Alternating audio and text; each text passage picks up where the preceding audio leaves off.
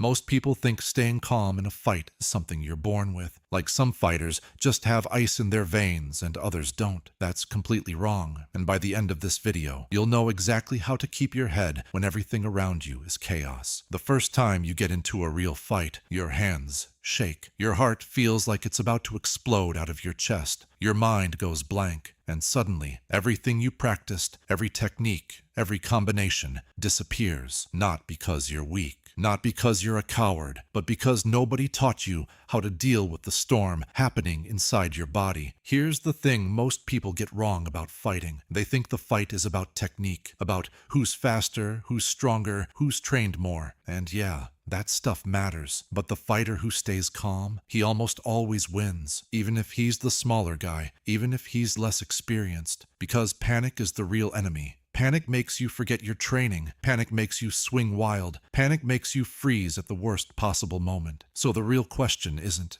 how do I get better at fighting? The real question is, how do I stop my own mind from working against me? Let's start with what's actually happening in your body when a fight breaks out. The second your brain detects danger, it floods your system with adrenaline. Your heart rate spikes, your vision narrows, your hands start shaking. This is called the fight-or-flight response, and it's been hardwired into humans for thousands of years. It kept our ancestors alive against predators. But in a modern fight, it can destroy you if you don't know how to manage it. The first tool is your breath. This sounds too simple, but it works, and there's real science behind it. When you slow your breathing down, you send a direct signal to your brain that you are not dying. 3 seconds in through the nose, 3 seconds out through the mouth. Do this before the fight starts, or even in the middle of it, during a brief pause. It won't completely stop the adrenaline, but it will drop your heart rate enough that your brain starts working again. The second tool is having a focus point. When panic hits, your mind jumps to 1,000 places at once. What if I lose? What if I get hurt? What if people are watching? You need to cut all of that out and lock your eyes on one thing, your opponent's chest. Not his eyes, not his fists, not his feet, his chest. The chest tells you where the whole body is going,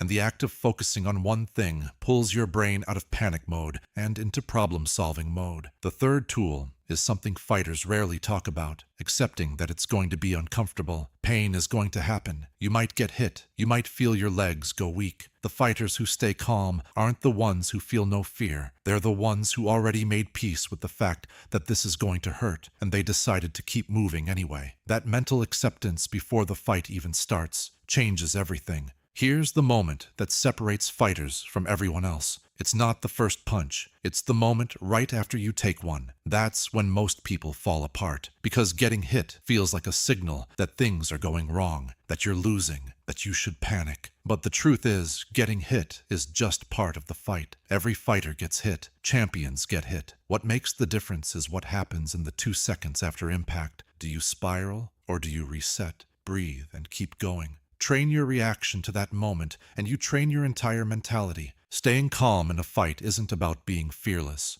It's about having a system. Breathe. Focus. Accept discomfort. Reset after you get hit. These aren't just mental tricks. They're skills. And like every skill, they get stronger every time you practice them. The calmer you are, the clearer you think. The clearer you think, the better you fight. It's that simple. Watch the next video. It builds directly on this.